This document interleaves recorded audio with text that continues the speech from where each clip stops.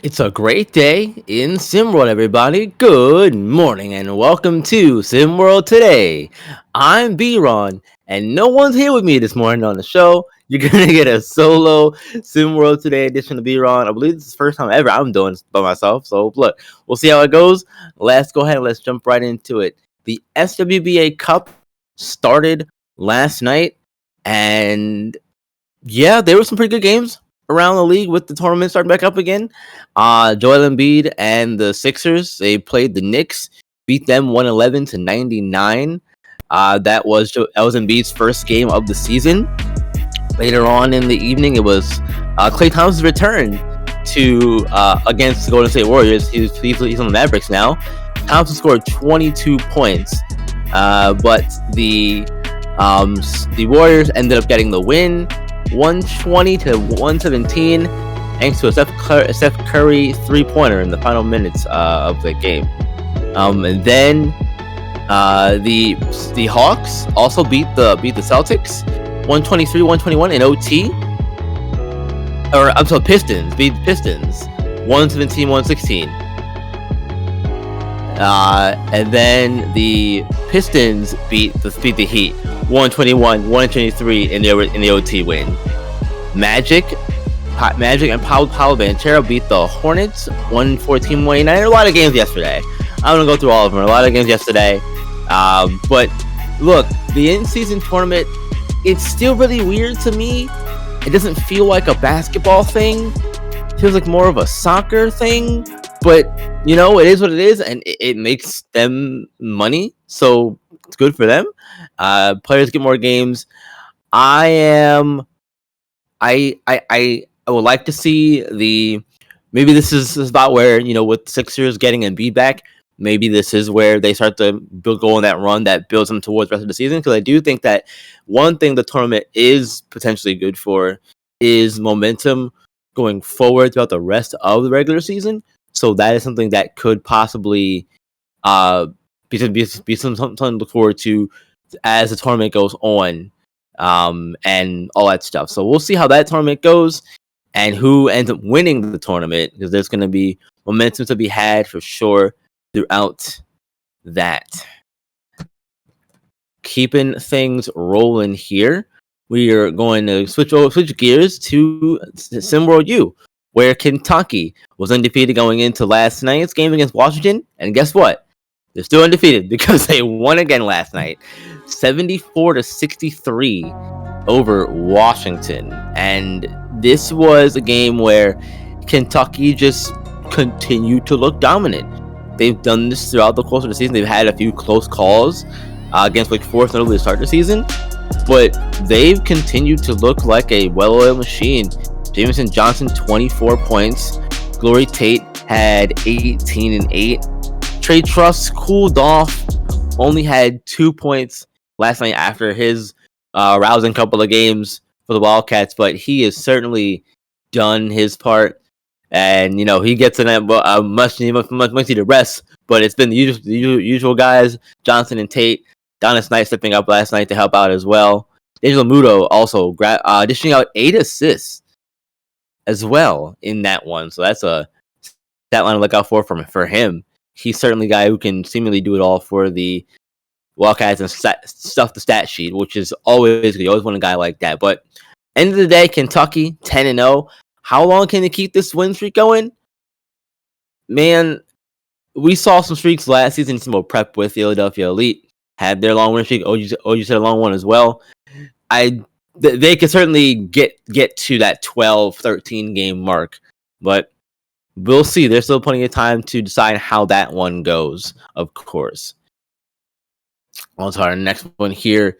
KU and OSU, and then we had Memphis and North Carolina in our 2 broadcasted games last night. KU ended up getting the win over Ohio State, and that was a blowout 84-63 win. Number 17 beating number 16. And then Memphis also ended up beating North Carolina, one of the new members to the top 25. They came in, entered number 11, Memphis number 12. Memphis made them look like maybe they were a little too high, as they got beat 67-50 thanks to a second half outburst from Legendary Outlaw. 17 points from him in the win. Memphis and LDO started off kind of slow, but they got rolling really in the second half and took it over in the second half. Ended up running away with that one. Which one of these wins impressed more, though? For me, I would have to give the edge to Kansas's, personally. Just because they were going up against a dominant big in Cody Johnson, and they stifled Johnson all game. He didn't do a whole lot of anything. 4 points, 5 rebounds. He had 5 assists as well. But he didn't make a single shot from the field. All of his points came from the free throw line. When you can keep a guy like Cody Johnson from going for a big night like a Jameson Johnson type game or a Lamar Shore type game, you're doing something right. And Kansas did a lot right last night. Charles Pinker had another huge game shooting, especially from deep, 6 to 10, from deep, 22 points. Nas Hall also helped out, 19 points and 5 assists as well. Had 3 steals in the process too. So that Philadelphia Elite defense still carrying over and playing dividends here. It's in World U as well. They're looking like Kansas again, in my opinion, and this is a good sign for a Kansas team that came out the gates struggling to start the season. Now they seem to be getting back into the good graces of the winning ways, and maybe Bill Self is seeing his seat cool off a little bit. Personally, I think it was hot to begin with in the first place. I think you give a guy like that a little bit of a longer leash. But hey, we'll see. We'll see how things go. Only one win, obviously, but a big one regardless for KU. And we'll see how they continue to adjust. But I think that was more impressive for me last night. Let's get into our SimWorld U wrap up here. And let's start with our first game.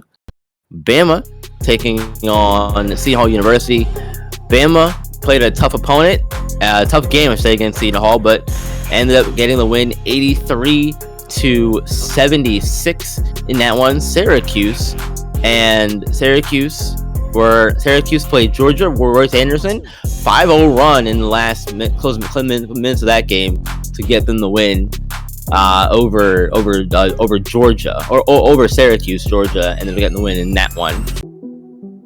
And then I am losing my notes here. We got Mississippi State playing Texas A&M going up against Butler, and Butler got back into the winning department here. California and Israel Vines really got things going to close that game out. Israel Vines hit the game-winning shot and then blocked the would-be game-winning shot on the other end for California to end up winning that one. And 74-72. Miami also took their 4th loss in a row. That one, Miami, as the ship continues to sink there for Miami as they fell. And they're just not looking good, man. They are not looking good. Not sure what's going on over there in Miami, but none of it is good. They lost to LSU 70-64. All right, that's going to do it for this edition of SimWorld today. Thank you for joining me. I appreciate it. As always, do what you usually do. Hit the like button, subscribe to the channel, hit the bell so you know all of our games go live for you and that kind of stuff. And remember, game of the week coming up later, Thursday, Alabama will play Michigan at home. Number 3 taking on number 18. That should be a good look out for that one.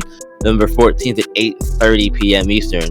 I'm B-Ron, and remember, you guys, SimWorld's the only place where you can see the game, be the game. We'll see you tomorrow.